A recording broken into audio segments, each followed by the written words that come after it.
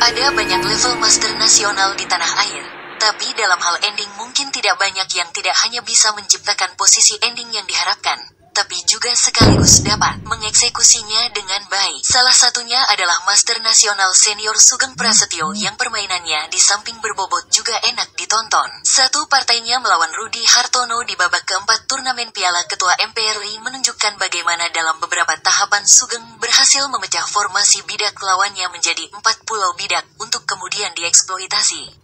Berikut jalannya partai tersebut.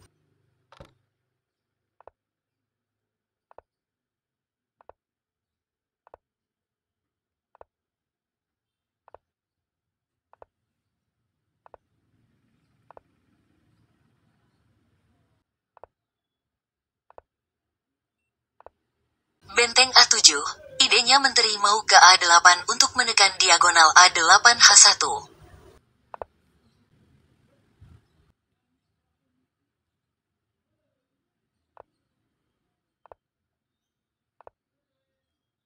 Makan D4. Kuda tidak bisa makan D4 karena bidak G2 tak terjaga.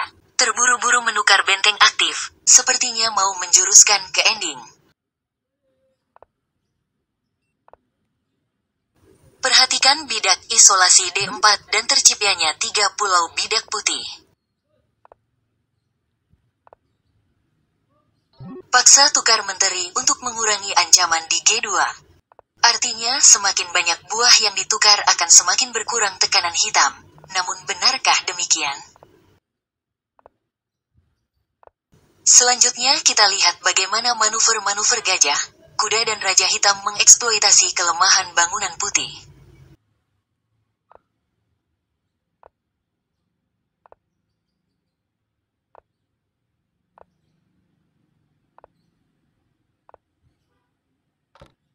G makan F4, tercipta pulau bidak keempat. Perhatikan, kelemahan bidak B2, D4 dan F4 selanjutnya jadi target serangan gajah hitam petak hitam. Raja putih memang bisa mencapai petak penting D3, tapi bidak-bidaknya yang tercecer sulit untuk di-cover. Lebih tepat gajah H8, meski belum sepenuhnya sungswang, sudah membatasi pilihan langkah putih. Misal kuda E5 atau raja ke C3.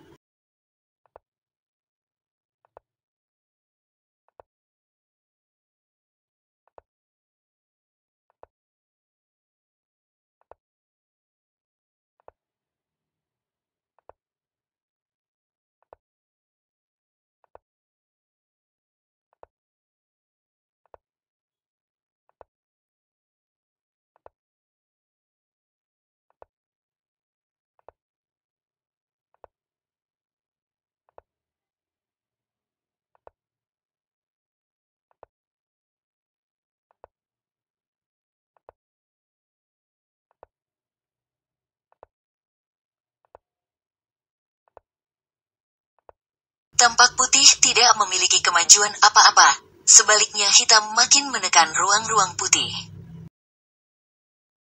Bidak D4 masih terancam. Lagi pula raja hitam menerobos ke E4 mengancam bidak F4 dan kuda F3.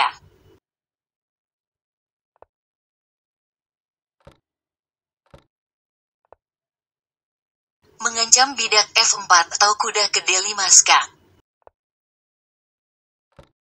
Bila raja terus mendekati bidak A hitam, jelas bidak F hitam melaju tak tertahankan.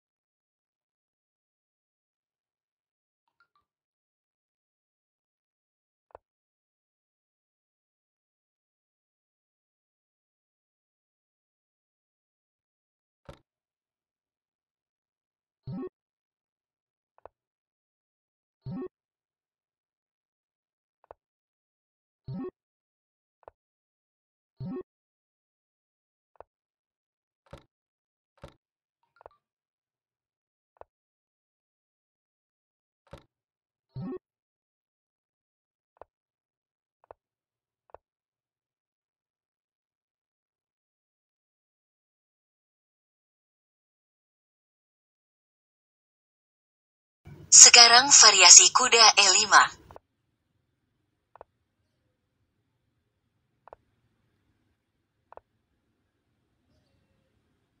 Mulai terpancing, bidak B3 mengakibatkan A3 jadi target serang, padahal makin jauh dari raja. Bidak D4 diganggu terus.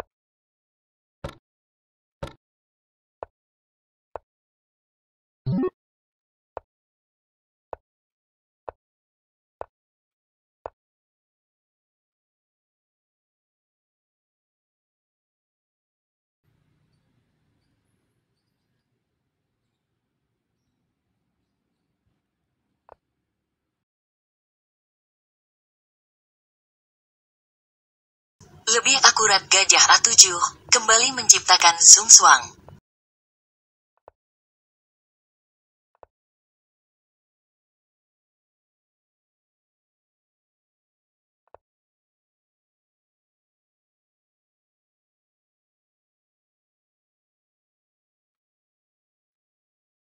Bila gajah makan D4, kuda makan E6.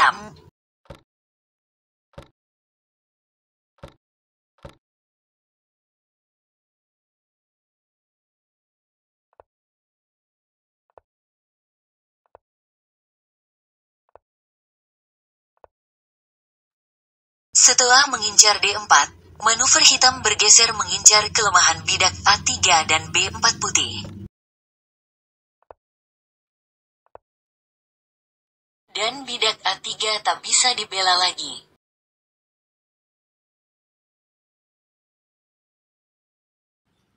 Setelah digoyang kian kemari, putih melakukan blunder kuda D2 yang dengan segera menyudahi permainan.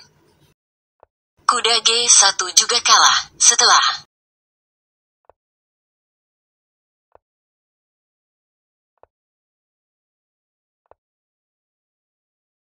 gajah C3, mau ke B2 untuk mengincar A3. Selain itu juga bidak D4.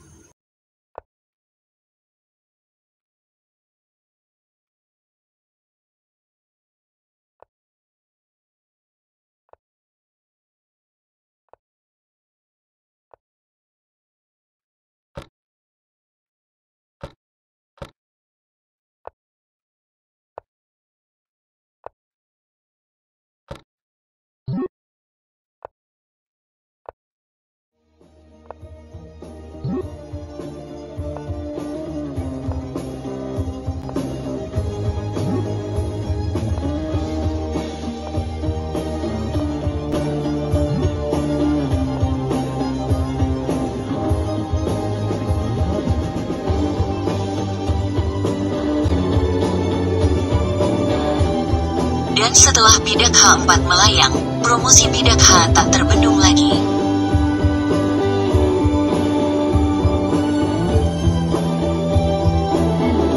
Jelas setelah pertukaran di D2, bidak D4 tak terjaga. Kalah satu bidak, juga ancaman majunya bidak E5. Diikuti majunya bidak F sudah tak memberi harapan bagi putih, sehingga memutuskan menyerah.